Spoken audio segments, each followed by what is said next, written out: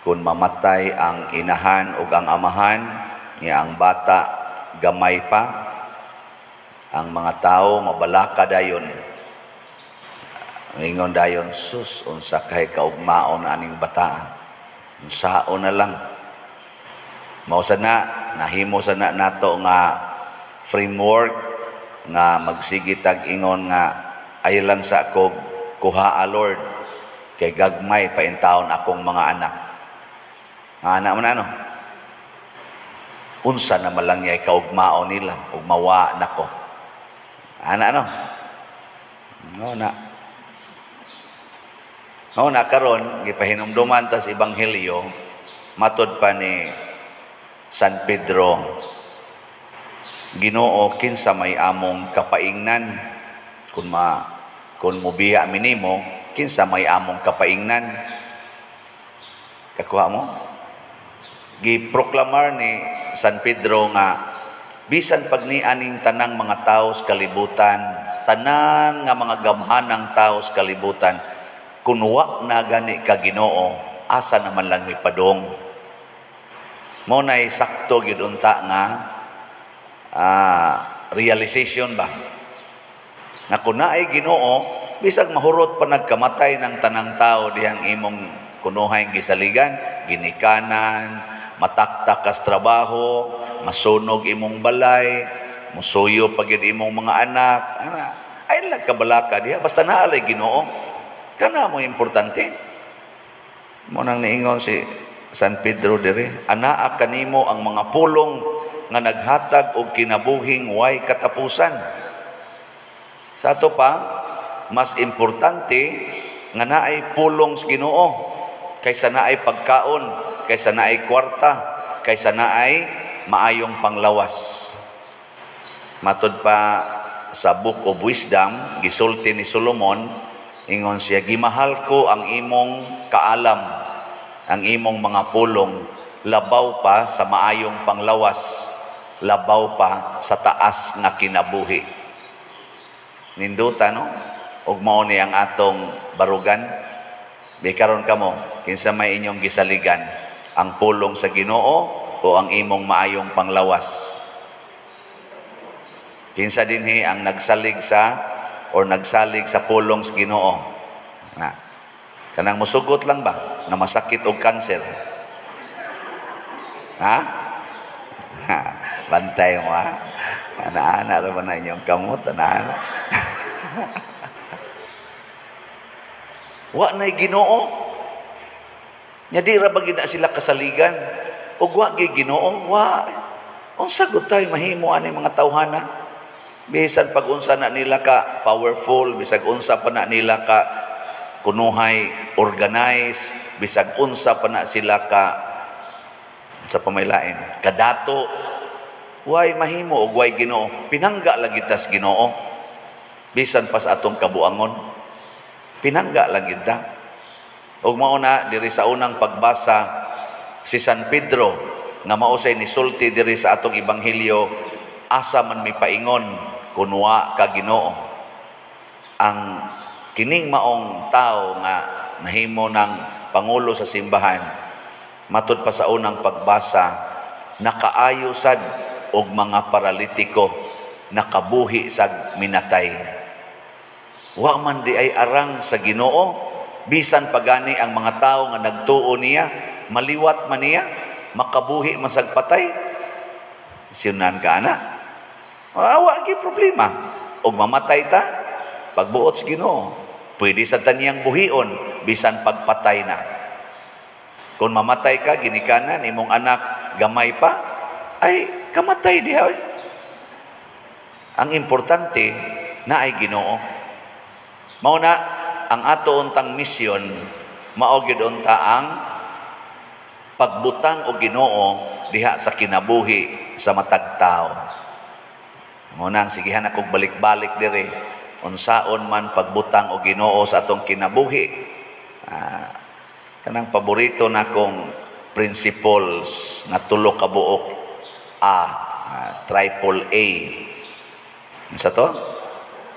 Ampo, alagad, og antos. ug naa lang taan ang tulo, magsigi tag ampo, magsigi tag pangalagad, magsigi tag antos, kana ang Ginoo kusog kay sa atong kinabuhi. Pero din agita mag-ampo, sige lang tag pangwarta, sige na lang trabaho, patay gyud ka diha, stress ray labas nimo. Magsigi ka na ikag panugo, di na gyud ka mo alagad, sige kag panugo kay ikunuhay, pari ka. Ako day pari ko. Patay ginang imong kinabuhi, sige lang kag kasuko, sige lang nagkusmod imong naong. Kanya sige kag likay anang antos, hasta ng pag-antos nga nausap ang colors buhok, di ka kaantos, hasta ng imong kilay, di ka kaantos, hasta ng imong bana, di nimo maantos, hasta ng imong asawa, di nimo maantos, nga imo ginang pinili, patay gyud ka diha, bungkag ginang imong kinabuhi, wa na gid nay lami. Aning ato mga leader sa simbahan, di na mo antos, kinahanglan gyud inigdupa, dako-dako gyud kolekta. Di apte kausan na ato'y video footage si Mother Teresa of Calcutta nga naggubat dito, matingal ito sa itong dapitang gargubat niya, nga putol man ang kaning kuan, mga koneksyon sa tubig niya dito sa iyang kuan, sa iyang center, magsahod ka og tubig, ana-ana ra gyud ang tubig, ana giantusan yung Mother Teresa og sahod nga sa iya dayong pamalandong, niingon dayon siya, ang matagto sa tubig kinabuhi. Nakat-on siya daginot sa tubig kay matagto kinabuhi, kay muto lang ni ron mahatag din ako dito sa akong kuan. Wa siya madiscourage, kahinay ba ani oy, wa siya magsigreklamo, giantos niya pagsahod. Unsa may kalambuan sa kinabuhi nato, kanus aman mo lambo kung kamautang mo antos.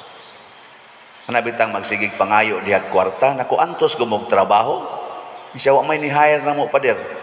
Naku maghuwat ay mo hire ninyo, kadaghan anang basura diha sa kilid, antusan na ninyo hipos. Ana, panglimpyo mo anang mga ni-clog up nga mga kanal, gunahin na ninyong kilid sa karsada, haron dili na masigig ka puno diha sa sagbot nga nahimo na lang noong blind curve, ang dili unta blind curve tungod ana mga sagbot.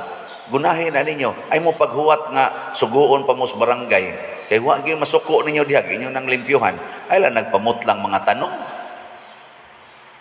Dahil lang duko-duko, kisa mo suhol na mo, kwarta gyud mo ipangindaon, ayaw pangayog suhol, limpyuhin na diha, di ba? Ay testing niyo, pag wa gyud kay buhat, kaysa mag-standby lang ka diha, pasinaw ng bangko, huwat og naay mo tugpa nga grasya. Ana, nyag na gani kawatonon, kawat dayon. Kuan ba kanang ayaw paghuwat nga trabaho, alagad niya ampo, simba dire, ampo. Ayaw pagsigid diha tan-aw lang anang unsa diha talan-awon, ampo niya alagad. Niya human antusa nga wa kay kaon. Tanawa di ba dangtag pila ka adlaw. Anay. Unsa may hitabo nimo? Patay ka. Di ka mamatay nga sikag trabaho niya wa kay kaon. Pero buhion ka sa Ginoo. Buhion ka niya. Naa man siya gahom. Buhion ra ka niya. Og iya jud kang dayonon pagpatay, basig dili jud ka para diri karong mga panahon na. Padtuon na kanya sa langit. Niya, unsa may kalainas kinabuhi dinhi og sa didto sa langit. Way kalainan basta naay Ginoo.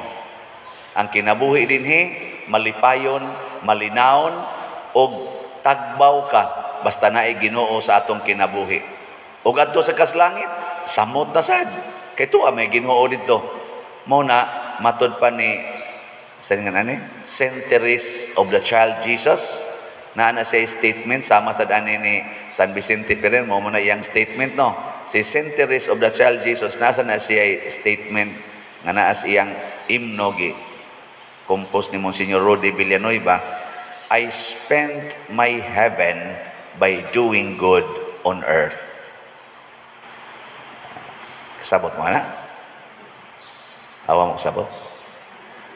Unsa man ang word nga spend? Present or past? Ha? Nahitabo na o wa pa mahitabo? O kanindot. Sa ato pa nasinati niya ang langit dinhis kalibutan, pinaagi sa pag-ampo, pag-alagad, o pag-antos. Sinunan ka atong antosan niya itong iyang TV. 5 katuig mong tingal itong inantos niya. Nga di na siya makakitag tao kay gi-quarantine siya for life. Murag COVID man nas una ang kanang TV atong panahon na. Murag COVID ba? Way kaayuhan. Mo tong kuan siya. Isolate siya to hangtod namatay.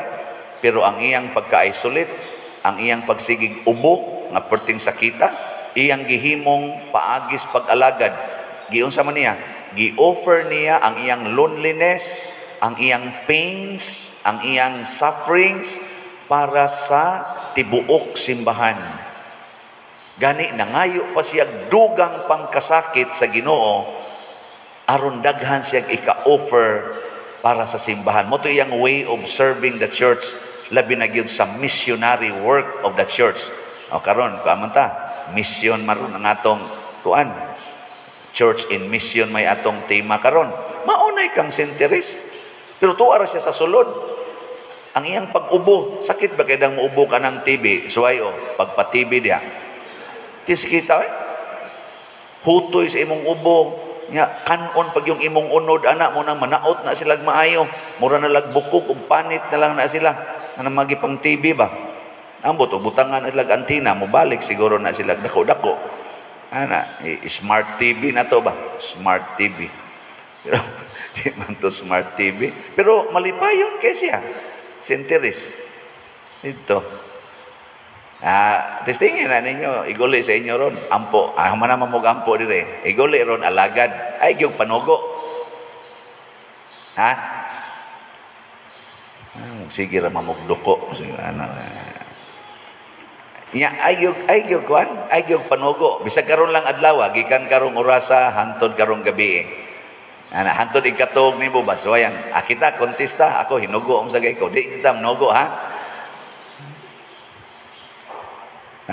Agree mo dili. Nganong sige ra mamugpahiyom kanang ana o ana. Ana.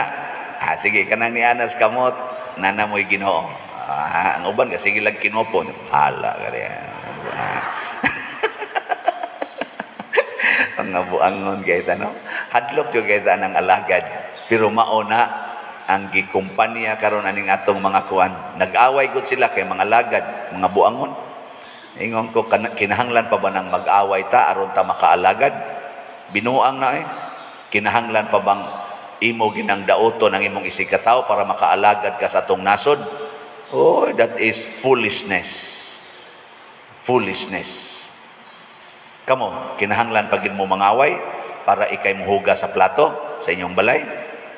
Mangaway gyud ka kay di gyud ka pailog anang hugas plato.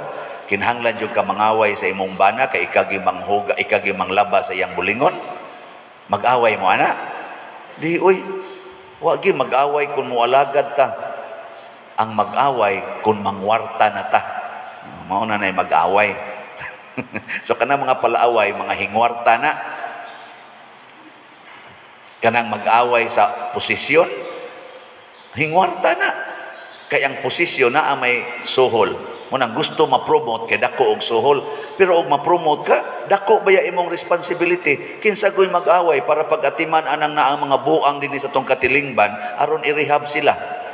Kinsa ko'y mag-away aron hutdo na ang tanang mga gitawag na itong clog up dihas kanal nga iniguan o kusog, mura nag-swimming pool ang atong kasagaras mga karsada na mag-away pagkuha na. Kinsa ko'y mag-away aron maghimog mga karsada ngadto sa atong mga kaniniang kabungturan nga galisod ang atong mga mag-uuma pagdahas ilang produkto kay way karsada ang tarong. Kinsa ko'y mag-away ana kudwa lang gid nay kwarta diha, di gyud mag-away. Kapoy anang siging buldos dito, nyawa kay sweldo. Kapoy anang magsigi kagay dito unsaon pagsiminto na aron manindot, nya di katagaan og sweldo. Pero naa may kwarta, nag-away na. Ambot ni ang nagmisa, naabsa ka ni kwarta. Na ni kwarta, Testingan na to. Nindog ta.